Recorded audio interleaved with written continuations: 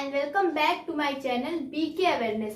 तो फ्रेंड्स, ये wave optics का 8 लेक्चर है और हमने अब तक वेब ऑप्टिक्स के 7 लेक्चर कंप्लीट कर लिए हैं और वेब ऑप्टिक्स के आगे भी ऐसे कई लेक्चर आएंगे। तो फ्रेंड्स, अगर आप चाहते हैं कि आपका कोई भी वेब ऑप्टिक्स का लेक्चर मिस ना हो, तो अगर आपने अब तक हमारे चैनल को सब्सक्राइब नहीं किया है तो चैनल को सब्सक्राइब कर लीजिए और बेल आइकॉन भी प्रेस कर लीजिए, यानी घंटा भी दबा दीजिए, जिससे कोई भी वीडियो अगर मैं अपलोड करूं तो उसका नोटिफिकेशन आपके पास सबसे पहले पहुंच जाए और कोई भी कॉन्सेप्ट ना छूटे और सारे कॉन्सेप्ट, कोई भी वीडियो स्किप ना हो और सारे कॉन्सेप्ट क्लियर हो। ठीक है, तो फ्रेंड, आज के इस लेक्चर में हम बहुत इंपॉर्टेंट टॉपिक पढ़ने वाले हैं। क्या? यंग्स डबल स्लिट एक्सपेरिमेंट, यानी कि YDSC।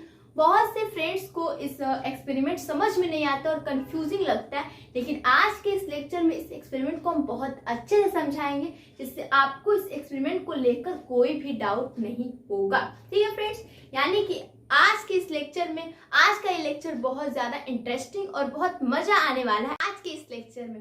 तो फ्रेंड्स देखिए, सन 1801 की बात है।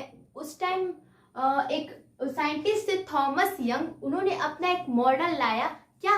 यंग्स डबल होल मॉडल, जिसका नेम चेंज करके बाद में रख दिया गया यंग्स डबल स्लिट एक्सपेरिमेंट। ठीक है, 1801 की बात है। उस समय लाइट के वेव नेचर को एक्सेप्ट नहीं किया गया था। ठीक है, यानी कि लोग अभी भी कंफ्यूजन में थे कि लाइट क्या है, लाइट वेव है कि लाइट पार्टिकल। लेकिन यंग के इस एक्सपेरिमेंट ने ये प्रूव कर दिया कि लाइट क्या है, वेव है। तो फ्रेंड्स, चलिए देखते हैं कि इस एक्सपेरिमेंट में क्या है और इस एक्सपेरिमेंट को कैसे करते हैं और कैसे इस एक्सपेरिमेंट से प्रूव हो जाता है कि लाइट वेव है।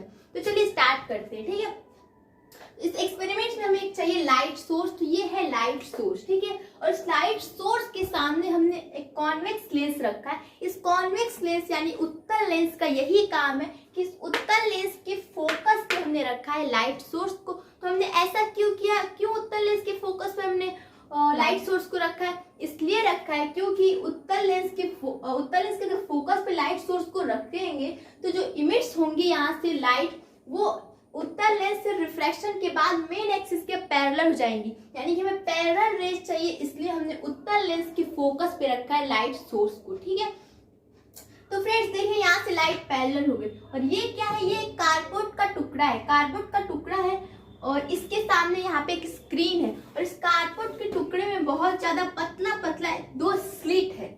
कार्डबोर्ड का टुकड़ा कैसे रखा गया हम आपको बता देते हैं। मान लीजिए यहाँ पे ये उत्तल लेंस है, जो मार्कर है ये उत्तल लेंस यानी कॉन्वेक्स लेंस है, और इस कॉन्वेक्स लेंस के सामने ऐसे ही रखा गया है कार्डबोर्ड के टुकड़े को कि यहाँ से जो लाइट रेज जाए इस स्लिट में से आगे जाए। ठीक है, यानी कि जैसे हमने अभी आपको बताया बुक दिखाकर, वैसे ही रखा है ये कार्डबोर्ड का टुकड़ा। और यहाँ पे एक स्क्रीन रखा है कि इस यहाँ से जो लाइट आएगी, इस लाइट का यहाँ पे लाइट दिखेगी, इसलिए यहाँ पे एक स्क्रीन रखा हुआ है और यहाँ पे कार्डबोर्ड का टुकड़ा है और इसमें दो बहुत छोटे पतली स्लिट यानी कि छेद है। ठीक है, ये बहुत ज्यादा पतला और पास के, यानी कि इन दोनों के बीच का सेपरेशन बहुत कम है। ठीक है, ये बहुत पतला स्लिट। ठीक है, तो होना क्या चाहिए? तो होना ये चाहिए था, अगर लाइट स्ट्रेट लाइन में मोशन करती है, यानी कि लाइट पार्टिकल के रूप में चलती है, लाइट स्ट्रेट लाइन में मोशन करती है, तो होना क्या चाहिए था? मान लीजिए ऐसे दो स्लिट है, आगे कार्डबोर्ड का टुकड़ा और उसमें दो स्लिट है, तो यहाँ से जो लाइट की रेज जाएंगी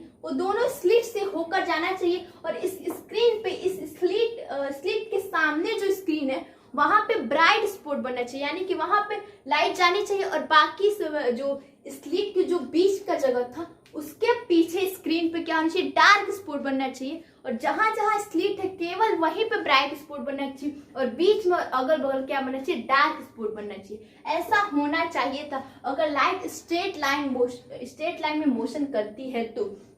लेकिन फ्रेंड्स, ऐसा नहीं हुआ यूं कि जो ये जहां पे स्लिट नहीं है उसके सामने वाले स्क्रीन पर भी लाइट पहुंच रही थी, यानी कि वहां पे ब्राइट स्पॉट बन रहा था, फिर उसके जस्ट बगल में डार्क स्पॉट बन रहा था और इस जस्ट बगल में भी डार्क स्पॉट बन रहा था, फिर इसके जस्ट बगल में ब्राइट स्पॉट बन रहा था, इसके जस्ट बगल में भी ब्राइट स्पॉट बन रहा था, यानी कि ब्राइट डार्क ऐसे बन रहा था। ठीक है फ्रेंड्स, यानी कहने का मतलब यही है कि जहां स्लिट नहीं है वहां पे ब्राइट स्पॉट बन रहा था, यानी कि लाइट वहां पर भी पहुंच रही थी।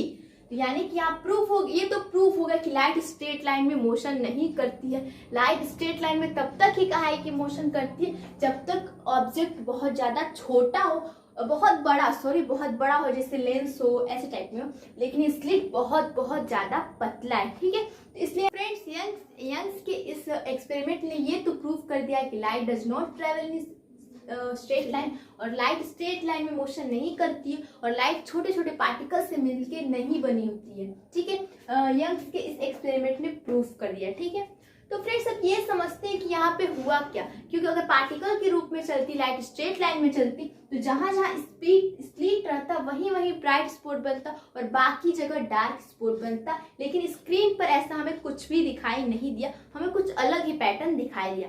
तो फ्रेंड्स चलिए देखते हैं कि स्क्रीन पर हुआ क्या। ठीक है, तो फ्रेंड्स देखिए यहाँ से जो लाइट निकली वो लाइट का यहाँ पे क्या हुआ, वेव के रूप में चली, और उस वेव का क्या हुआ, इंटरफेरेंस हुआ।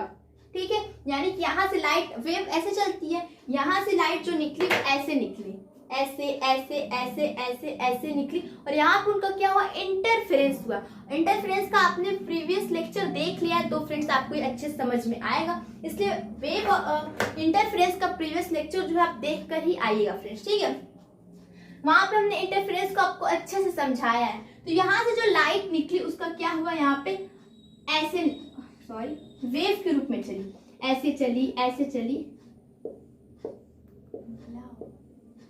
ठीक है, ऐसे चली, यानी कि यहाँ पे लाइट का इंटरफेरेंस हुआ। इंटरफेरेंस किस में होता है, केवल वेव में होता है, यानी कि यहाँ पे इस एक्सपेरिमेंट से प्रूव हो गया कि जो लाइट है वो वेव के रूप में चलती है।